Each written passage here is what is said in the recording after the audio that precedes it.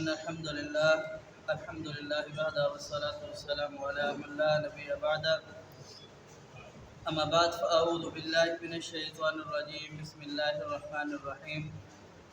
قال الله عز وجل: إن الذين كفروا بآياتنا سوف نصليهم نارا كلما نضجت جلودهم بدلناهم جلودا غيرها ليذوقوا العذاب إن الله كان عزيزا حكيما. إن الذين كفروا بآياتنا فسوف نصليهم نارا. یقیناً وہ لوگ جنہوں نے اللہ رب العالمین کی آیات کا انکار کیا، کفر کیا، سوف نصلیہم نارا، ان قریب اللہ رب العالمین انہیں ایک دردناک آگ میں جھونک دیں گے. کلما نضجت جلودہم بدلناہم جلودا غیرہا لیذوقوا العذاب. ایسی آگ کہ وہ جب انہیں جلائے گی اور ان کی جسم ختم ہونے لگیں گے، گل سڑ جائیں گے، پھر اللہ رب العالمین فرماتے ہیں بدلناہم جلودا غیرہا لیذوقوا العذاب، پھر ہم ان کے اوپر ایک نئی کھال چڑھا دیں گے، پھر وہ ان کو آگ جلائے گی اور یہ ان کو عذاب چکھائیں گے اور یہ ملتا رہے گا. ان اللہ کان عزیزا حکیما. یقیناً اللہ رب العالمین خوب عظمت والا، خوب حکمت والا ہے.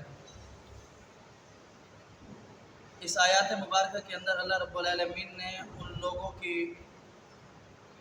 عذاب سے اللہ رب العالمین نے ان لوگوں کو ڈرایا ہے جو اللہ رب العالمین کے دین کا اور اللہ رب العالمین کی آیات کا انکار کرتے ہیں.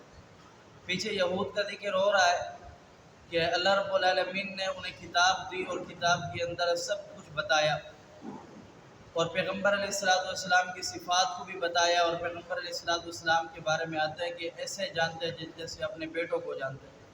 ان کے باوجود انہوں نے پیارے حبیب پیغمبر علیہ السلام کو جھٹلایا، بغض، عناد اور حسد کی وجہ سے. اب اللہ رب العالمین نے بیان فرمایا کہ یہ تم دنیا میں کر رہے ہو اور یہ تم سوچو کہ تم سے کوئی پوچھنے والا نہیں ہے، اور تم جھٹلا دو، تم جو چاہے تم مرضی کرتے پھرو، یہ کر لو.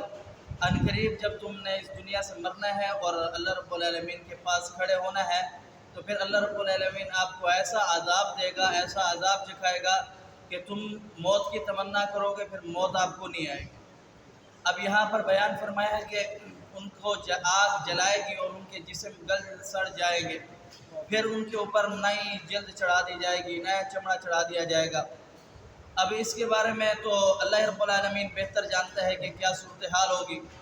ہاں البتہ یہ بات ضرور ہے کہ جناب عبداللہ بن عمر رضی اللہ تعالیٰ عنہ بیان فرماتے ہیں کہ رسول اللہ صلی اللہ علیہ وسلم کی حدیث ہے، آپ علیہ السلام نے فرمایا کہ جو کافروں کے جہنمی کافر ہوں گے ان کی جو جسامت ہوگی وہ اس قدر ہوگی کہ ان کے کندھے اور ان کے کان تک 70,000 سال کا فاصلہ ہوگا. تو پھر فرمایا کہ احد پہاڑ جو ہے، احد پہاڑ اس کی مسافت پر 3 دن کا آپ سفر لگا لو، اتنا موٹے ان کے جسم ہوں گے.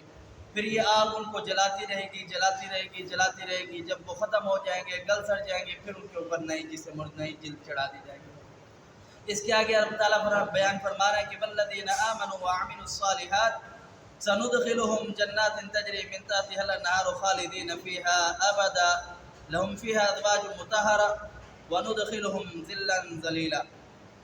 اس کے برعکس وہ لوگ جو ایمان لائے اللہ رب العالمین پر، پیارے حبیب پیغمبر صلی اللہ علیہ وسلم پر ایمان لائے اور اطاعت کی، اللہ رب العالمین فرماتے ہیں کہ ہم ان کو ایسی جنت میں داخل کریں گے جس کے نیچے نہریں ہوں گی، کہیں دودھ، کہیں شراب، کہیں پانی کی. فرمایا کہ فیہا انہار من ماء غیر آسن وانہار من لبن لم یتغیر طعمہ وانہار من خمر لذۃ للشاربین وانہار من عسل مصفی. فرمایا کہ کہیں صاف پانی کی نہر ہوگی جو کبھی خراب نہیں ہوگا، کہیں صاف دودھ کی نہر ہوگی جس کا ذائقہ کبھی تبدیل نہیں ہوگا، کہیں صاف شہد کی نہر ہوگی جو بالکل صاف اور شفاف ہوگی، اور کہیں پر ایسی شراب ہوگی جو پینے والا اس کو پیے گا اور اس کی لذت محسوس کرے گا، اسی لذت کہیں پہ بھی نہیں ملے گی.